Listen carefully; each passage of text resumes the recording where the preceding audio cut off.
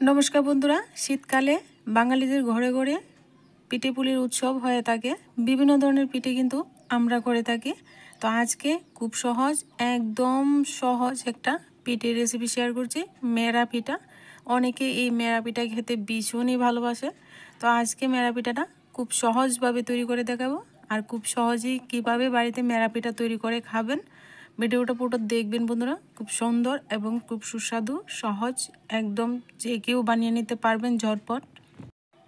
প্রথমে চুলায় একটা কড়াই বসিয়ে দিয়েছি। কড়াইটা ভালো করে গরম করে নিয়ে এখানে চালের গুঁড়ি দিয়ে দিলাম আমি 2 কাপ।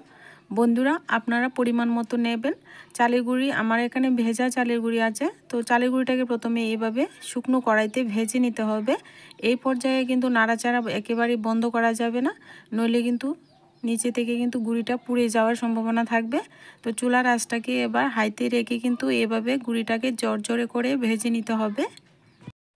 বন্ধুরা পাশের বাড়িতে ছোট বাচ্চারা একটু খেলাধুলা করছে, তো তাদের একটু চিৎকার চেঁচামেচি এডিটিংয়ের মধ্যে আসছে, তো বন্ধুরা ক্ষমা করে দেবেন। তো বন্ধুরা দেখুন, খুব সুন্দর করে এভাবে যখন দেখবেন গুঁড়িটা ঝরঝরে হয়ে গেছে তখন বুঝতে পারবেন যে গুঁড়িটা ভাজা ঠিকঠাক হয়েছে। দেখুন বন্ধুরা কত সুন্দর ঝরঝরে হয়ে গেছে। এবার একটা পাত্রে আমি কিন্তু নামিয়ে নেব। তো এবার গুঁড়ি ভাজাটা সম্পূর্ণভাবে হয়ে গেছে। তো দেখুন একটা পাত্রে আমি গুঁড়িটা ঢেলে নিচ্ছি।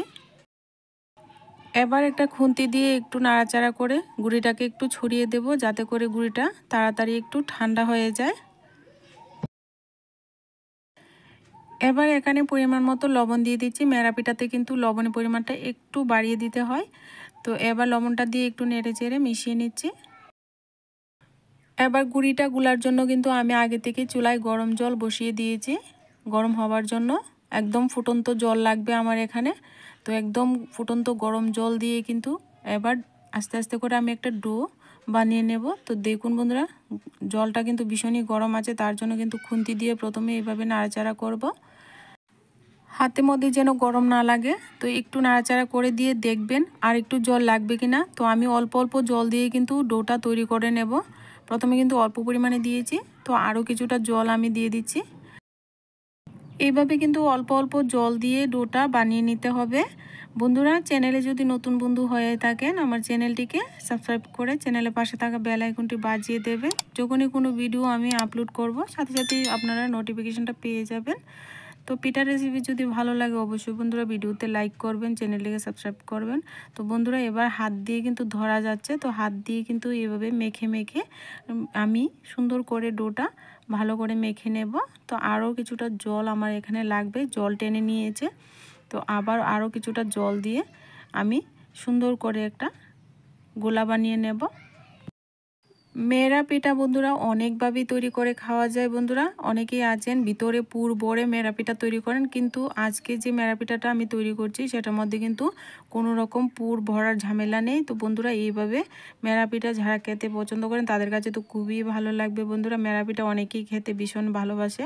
তো বিভিন্ন ধরনের গুড়ের লালি কিংবা চাটনি দিয়ে আপনারা এই মেরা পিঠা কিন্তু পরিবেশন করতে পারবেন।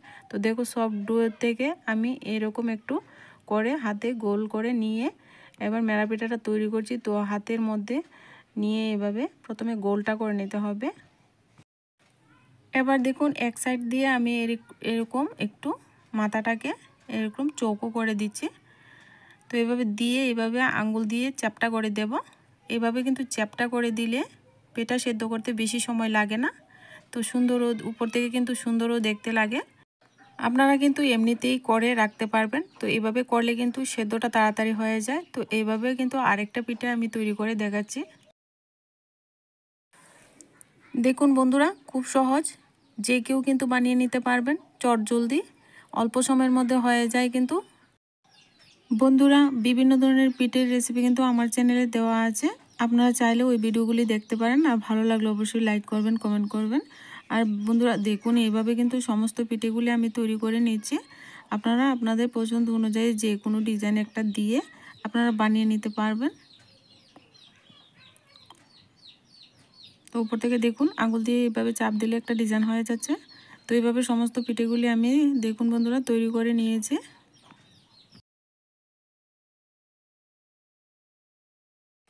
এই সহজ সহজ হেলদি পিঠেগুলি আপনারাও বাড়িতে তৈরি করবেন বন্ধুরা, খুব সহজেই কিন্তু তৈরি করে নিতে পারবেন। পিঠেগুলি তৈরি করা হয়ে গেছে, এবার কিন্তু সিদ্ধ করে নেব। তার জন্য দেখুন বন্ধুরা, আমি একটা ঝাঁঝরি থালা নিয়েছি। আপনারা বাড়িতে যেভাবে পিঠে সিদ্ধ করেন এইরকম পিঠে সিদ্ধ করার জায়গাতে এভাবে রেখে পিঠেগুলি সিদ্ধ করে নিতে হবে।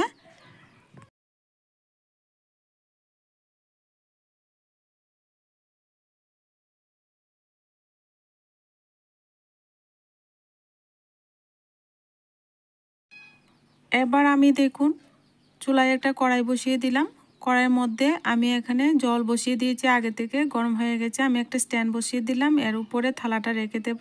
আমার কিন্তু স্ট্যান্ডের কোনো প্রয়োজন হয়নি, কারণ থালাটা কড়াইয়ের মাপেই ছিল, তবুও আপনাদেরকে দেখিয়ে দিয়েছি। তো এইভাবে রেখে ঢাকনা দিয়ে ঢেকে 10 মিনিটের জন্য অপেক্ষা করবেন। দেখবেন ঝটপট কিন্তু পিঠে সিদ্ধ হয়ে যাবে, বেশিক্ষণ সময় লাগবে না এই পিঠে সিদ্ধ হতে। তো 10 মিনিট পর এবার দেখুন বন্ধুরা, চুলার আঁচটাকে আমি বন্ধ করে দিয়েছি।